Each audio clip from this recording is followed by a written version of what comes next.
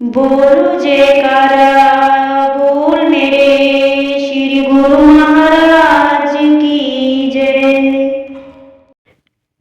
विधाता ने जीव को जो मनुष्य शरीर प्रदान किया है उसमें एक ऐसी शक्ति भर दी है जिसके कारण यह सदा प्रसन्न और सुखी रह सकता है। सदा प्रसन्न रहना और सुखी रहना यह इसका एक प्राकृतिक अधिकार है। यही कारण है कि इसके दिल में यह लगन सदा लगी रहती है कि मैं हर क्षण सुखी रहूं और सुख की प्राप्ति के लिए दिन रात यत्न में भी लगा हुआ है। सुखी रहने की इच्छा केवल मनुष्य के ही दिल में नहीं, वरन यह इच्छा प्रत्येक जीव जंतु के दिल में हिलोरें लेती रहती है, चाहे उसने किसी प्रकार का भी शरीर धारण कर रखा है। परंतु देखा जाता है कि सुख का इस कदर जबरदस्त ख्याल मन में विद्यमान होने पर भी कोई सुखी नहीं है। इसका कारण क्या है? कारण यह है कि यहाँ प्रकृति ने प्रत्येक वस्तु के दो पहलू रच दिए हैं, सुख दुख, हर्ष शोक, दिन रात आदि। संसार में प्रत्येक वस्तु के दो दो पहलू विद्यमान हैं। इसका अर्थ यह है कि यदि सही चीज़ है तो गलत चीज़ भी है और असल है तो नकल भी है। आवश्यकता केवल इस बात की है कि यदि सुख प्राप्त करने की इच्छा है तो सुख वाली वस्तु की इच्छा करनी होगी और सुख वाला पहलू अपनाना होगा, तभी सुख के प्राप्त होने की आशा हो सकती है। संसार में तो दोनों प्रकार की चीज़ें विद्यमान हैं। पहले वर्णन किया जा चुका है कि सुख के साथ दुख, सही के साथ गलत, सच के साथ झूठ और असल के साथ नकल का अस्तित्व भी है। इसलिए सुख के अभिलाषी को चाहिए कि अच्छी तरह सोच विचार कर सुख वाला पहलू अपनाए, असल को असल और नकल को नकल समझे।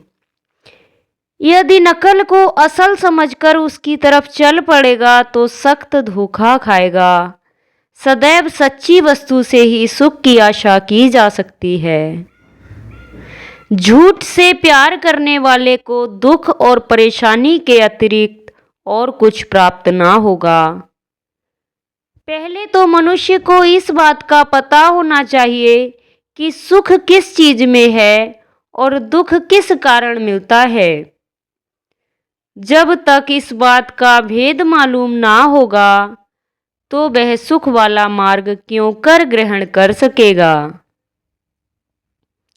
मनुष्य पहले यह देखे कि संसार में सुखी कौन है, ताकि उसके पास जाकर पता कर सके कि उसे सुख किस वस्तु से और किस तरीके से मिला है। जिसके पास सुख वाली वस्तु हो ही नहीं तो कोई उसके पास जाकर उससे क्या प्राप्त करेगा। मिसाल के तौर पर कोई फल की दुकान पर जाकर कपड़े की मांग करे और कपड़े वाली दुकान पर जाकर सोना चांदी मांगे तो उसकी इच्छा पूरी नहीं हो सकेगी। इसी प्रकार सुख के इच्छुक को भी वहां जाना चाहिए जिसके पास सुख भरपूर हो। उस सुखी मनुष्य के पास जाकर उसकी संगत करे, उससे पूछे कि सुख किस प्रकार प्राप्त होगा। सत्पुरुषों की वाणी से पता चलता है कि सुखी वास्तव में कौन है और मनुष्य अपने अनुभव से भी याद कर सकता है कि सुखी कौन है। सत्पुरुषों की वाणियाँ गवाही देती हैं, गुरमुख सुखिया मनमुख दुखिया। यह एक ठोस वास्तविकता है। गुरमुख वह है जो अपने सतगुरु की आज्ञा और मौज को शिरोधार्य करने वाला है। हर समय जो अपने इष्ट देव संत सद्गुरु की आज्ञा में चलता है और वह मन और माया के झकोलों से सुरक्षित रहकर सुखी जीवन व्यतीत करता है। और गुरुमुख के जीवन का अनुभव बतलाता है कि जो मनुष्य सत्पुरुषों की आज्ञा अनुसार नाम की कमाई करता है, सत्पुरुषों के आदेश के अनुसार चलता है, तो निश्चित रूप से ही उसे सुख मिलेगा और गुरुमुख को सुख प्राप्त करने का पूरा अधिकार है। जब मनुष्य को इस बात का पता चल जाए कि सुख वास्तव में सत्पुरुषों और गुरुमुखों की संगत में नाम एवं भक्ति की कमाई करने से मिलता है, तो फिर उसे उसी संगत में जाकर ही तो सुख की खोज करनी चाहिए। यह उसका कर्तव्य हो जाता है। जो सत्पुरुषों की संगत में नहीं आए, वे तो अपनी गलतफहमी के कारण दुखों में ग्रस्त रहते हैं, परंतु जो सत्पुरुषों की संगत में आकर उनके आदेश के अनुसार चलते हैं, वे क्यों दुखी रहें। उनका तो यह अधिकार है कि वे सच्चे सुख को प्राप्त करें, क्योंकि उन्होंने सुख वाला पहलू अपना रखा है और सुख वाला पहलू प्रभु की भक्ति और नाम की कमाई वाला है। इसलिए दूसरे शब्दों में यूँ कहा जा सकता है कि जो मनुष्य सुखी है उसके पास मालिक की भक्ति अवश्य होगी और जिसके हृदय में भक्ति होगी वह अवश्य में सुखी होगा। यदि कोई कहे कि मैं भक्ति भी ना करूं और सुखी भी रहूं, तो यह बात कभी संभव नहीं हो सकती। यह गुण केवल नाम और भक्ति में है कि वह मनुष्य को सुखों से भरपूर कर दे। फरमान है, शोधत शोधत शोधित तु बिचरिया, नाम बिना सुख नाहि सर पर हारिया। सत्पुरुष फरमाते हैं कि हम भली प्रकार शोध कर अथवा अन्वेषण करके और विचार करके इस तथ्य पर पहुँचे हैं कि प्रभु के नाम के बिना सुख की प्राप्ति नहीं हो सकती। नाम विहीन मनुष्य सुख प्राप्ति के लिए चाहे जितना प्रयत्न करे, अंततः वह अपने प्रयत्न में हार जाता है और सुख प्राप्त करने में वह विफल रहता है। जब गुरुमुख को इस बात का पता चल गया कि नाम की कमाई से ही मनुष्य को सुख प्राप्त हो सकता है, तो फिर उसका कर्तव्य हो जाता है कि वह सच्चे दिल से नाम की कमाई करे, ताकि उसका जीवन सुखरूप हो जाए और गुरुमुखों को नाम एवं भक्ति की कमाई करके अपने जीवन को सफल बनाना है और सच्चे सुख की प्राप्ति करनी है।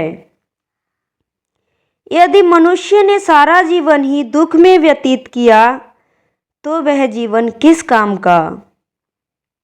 इस जीवन में भी दुख, शोक और चिंता में ग्रस्त रहे और आगे परलोक में जाकर भी चैन ना मिले और नीच योनियों के चक्कर काटने पड़ें, तो वह जीवन क्या हुआ।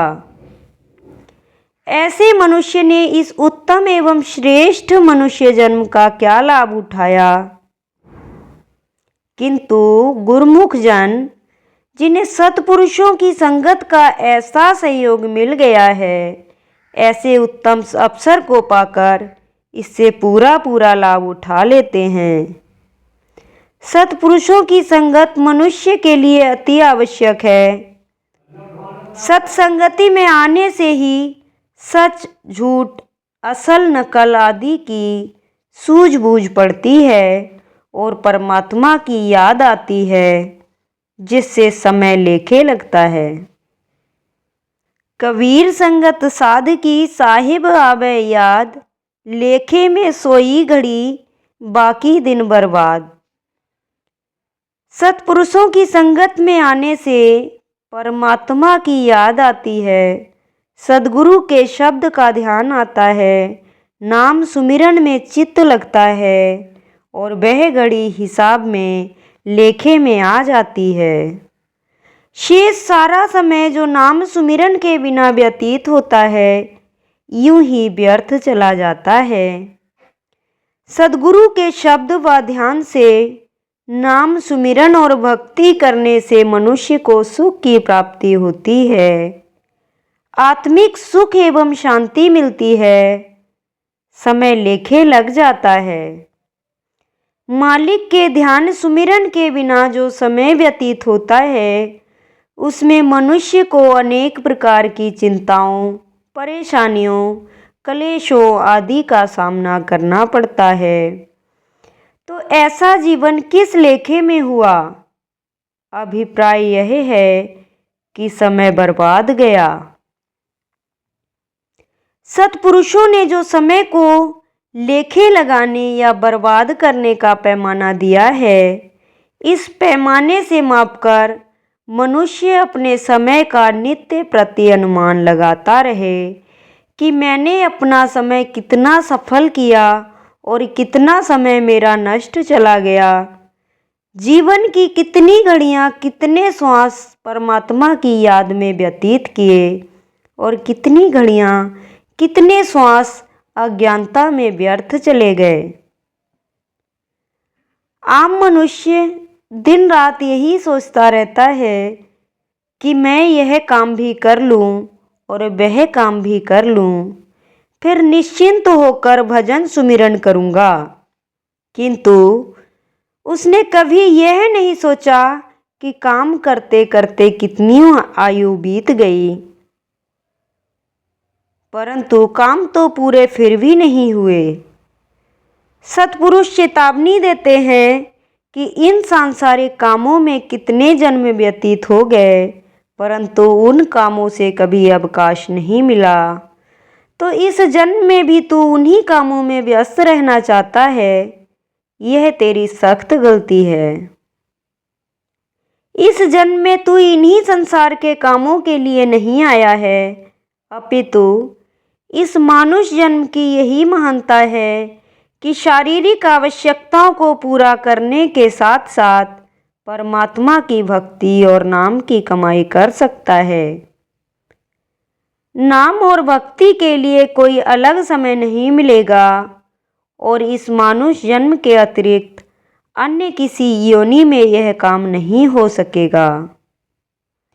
मनुष्य देह मिली ही इसी काम के लिए है, नाम और भक्ति की कमाई करने के लिए दूसरा कोई जन्म नहीं।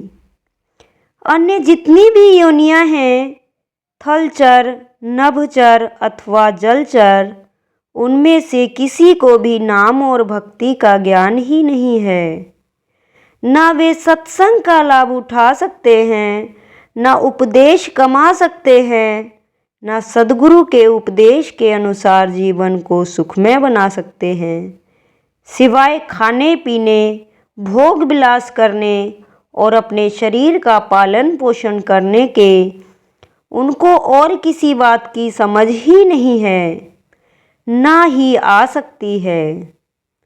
यह श्रेष्ठता तो केवल मनुष्य को ही प्रदान की गई है। इसीलिए प्रत्येक जिज्ञासु का कर्तव्य है कि अपने मनुष्य जन्म का सही सही लाभ प्राप्त करे। सत्पुरुषों की संगत में आने से रोशनी मिलती है।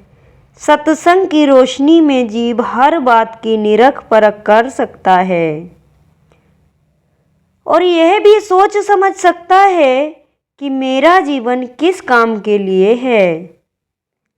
अज्ञान के अंधेरे में तो पता ही नहीं चलता कि मनुष्य को क्या करना है और क्या नहीं करना। सत्संग के बिना अज्ञान के अंधेरे में मनुष्य यही समझता रहता है कि अपने शरीर का पालन पोषण और कुटुंब का पालन पोषण करना, इंद्रियों के रसभोग प्राप्त करना और महल माड़ियाँ बनाना आदि, बस यही मेरे जीवन का उद्देश्य है। क्योंकि उसकी समझ बूझ शरीर तक ही सीमित रहती है। अपनी आत्मा से संबंधित कार्यों से वह पूरी तरह अचेत रहता है।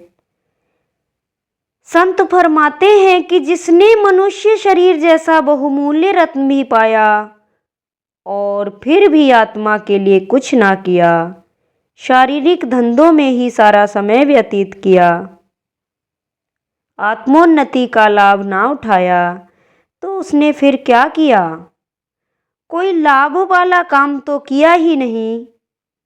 मानुष जन्म जैसे उत्तम जन्म को खोकर उसे फिर से नीच योनियों में जाना पड़ा। यह कितने अफसोस की बात है। किंतु यह तो निश्चित ही है कि जैसे कर्म करेगा वैसा ही फल भोगना पड़ेगा। अब अनुमान लगाओ कि एक मनुष्य कहता है कि मैं कार्यवाही तो मनमानी करूं, परंतु फल मुझे अच्छा मिले, मुझे सुख शांति प्राप्त हो, मेरा लोक परलोक सुधर जाए। यह तो कदापि संभव नहीं। लोक परलोक तो तभी सुधर सकता है और सुख शांति भी तभी प्राप्त हो सकती है जबकि मनुष्य शुभ कमाई करे, नाम और भक्ति के साधनों पर आचरण करे।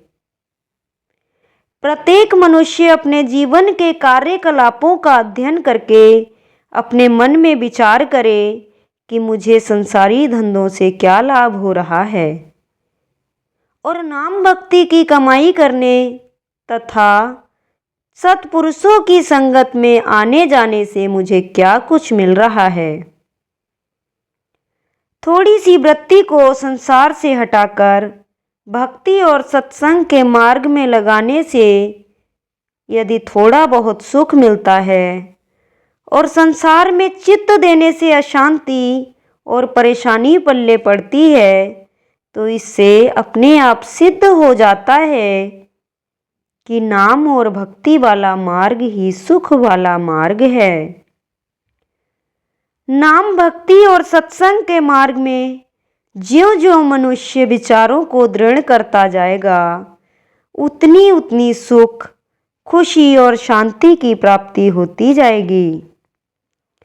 यह जो स्वर्णिम अवसर मिला है, इस समय में सत्पुरुषों की संगत ग्रहण करके भक्ति के विचारों को दृढ़ करना है।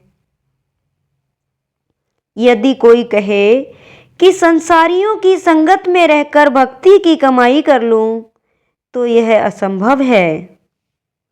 यह विचार उसी तरह से अर्थहीन है जैसे कोई कहे कि मास्टरों की संगत भी ना करूं और बीए तथा एमए की डिग्रियां भी प्राप्त कर लूं। इसलिए जिसे भक्ति एवं परमार्थ की आवश्यकता है, जिसे सच्चे सुख और शांति की इच्छा है, तो उसे सत्पुरुषों की संगत ग्रहण करना आवश्यक है। उनकी संगत और मार्गदर्शन के बिना यह कार्य सिद्ध नहीं होगा। ऐसे उत्तम अवसर से जो लाभ उठाते हैं, वे बिरले बिरले भाग्यशाली गुरुमुख जन ही होते हैं। गुरुमुख जन ऐसे दुर्लभ अवसर को पाकर मनुष्य जन्म की पूरी पूरी कदर करते हैं और सत्पुरुषों के उपदेश के अनुसार भक्ति के साधनों पर आचरण करके सुख शांति का खजाना एकत्र कर लेते हैं।